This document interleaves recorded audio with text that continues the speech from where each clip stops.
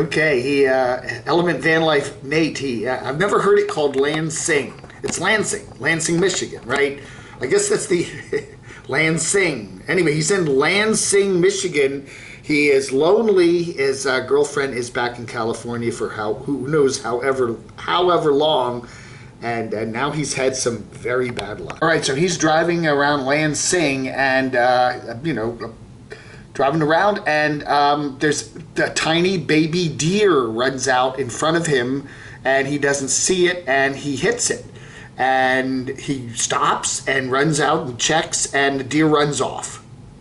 So it hopefully was just startled a bit, maybe wasn't injured, but he thinks it might have been injured. It did hit the vehicle, but he said he was cruising really slow and is in a built-up area, and he just didn't expect a deer to be jolting out in front of him. Anyway, no damage to the van, the Japanese domestic vehicle there, other than a slightly bent fake license plate for the front of the vehicle there. EVL, Element Van Life. Yeah, that's pretty cool. But anyway, that's pretty shocking, right? I don't know, man. He catches up with the deer, and there it is. So it doesn't look to be too badly hurt or anything. It's just stunned, maybe. But the deer's running around the campus, little lost baby doe, looking for its mommy. Aww. We got a weird one here. Also in Nate's video there, his girlfriend Shannon, who is separated from him at the moment, but they'll be back together again pretty soon. She's out in California with her mom, and her mom has a van, and the van gets stolen, and some kids, I don't know who it is, they mess it up. They make a mess of the inside of it. They do some weird paint jobby stuff on the outside. They put nails in it. They rip up the carpet. They do some vandalism to it, and then it's abandoned and found, or they had a Pep Boys or something, and the police come upon it, and they get the van back, but it needs a lot of, it's just messed up. Weird vandalism to it, so they've got to handle it with the insurance company. But her mom has had this van for quite a while, and it parked it in this parking garage for many years, and nothing's happened to it except now. So I don't know what's up with that crazy story.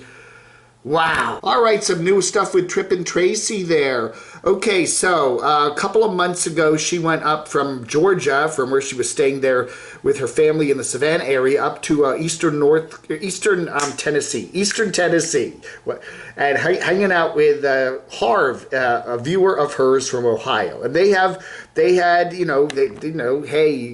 were hanging around there, Pigeon Forge, that kind of stuff, for Dollywood stuff for quite a while. And then she came back down to Georgia, and then they split up and got back together again, split up and got back together again. She was going to sell the van, her van, and then she decided not to, and then she and Harv got back together again. So then she's going to take the van, this was this past weekend, and drive it up to Harv's place in Ohio.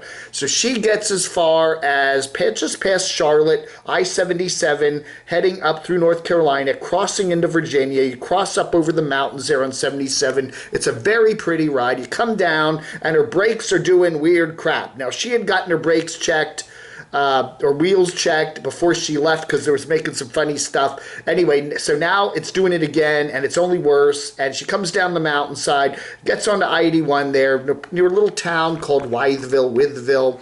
It's right there at I-81 and 77, and there she conks out in a parking lot, and she's afraid to drive the vehicle, gets it towed in. So now she is stuck, let's see, Saturday, Sunday. They can't look at it at the Nissan dealership till Monday, and who knows how long it's going to take to fix. She thinks it's a wheel bearing or something like that in the brakes, the wheel, whatever, but she's not sure. She hopes it's not a transmission-y issue.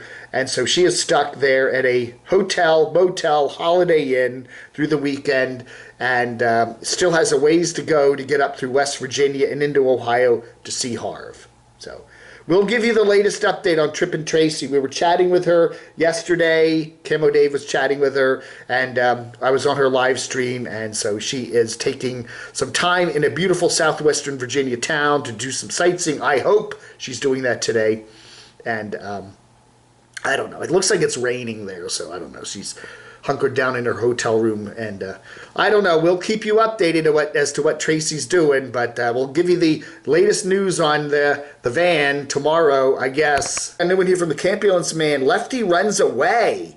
Campulance Man is working on his ambulance. You know, he lives in an ambulance there. He's staying relatives there up in New York State, up near Rochester, I think. Anyway, so Lefty the pit bull is on a leash and just kind of outside the vehicle there, and all of a sudden Lefty gets off the leash and runs away. And Capulence Man is all upset, David, and he has to drive around and look for Lefty and can't find Lefty, and comes back about an hour later and there's Lefty in the driveway.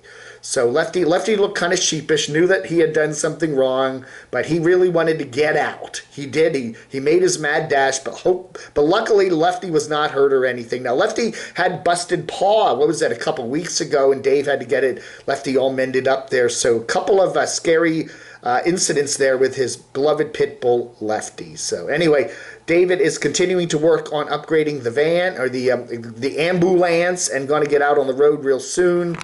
And hopefully, everything will calm down, right? I think Lefty is getting anxious. Lefty wants to get out on the road. Lefty's tired of being stuck there at this house, and it's time to get on the road. Lefty and I think David both are ready to hit the road and get out of New York State before the winter comes, because you don't want to be there when October and November and the snows come around, right? No way! Head south by southwest. And shirtless Crone there. Anyway, they're continuing to work on the ambulance. He's got an ambulance too, but it's a different kind of an ambulance. It's not one of those big boxy ambulances. It's more like a big fancy van.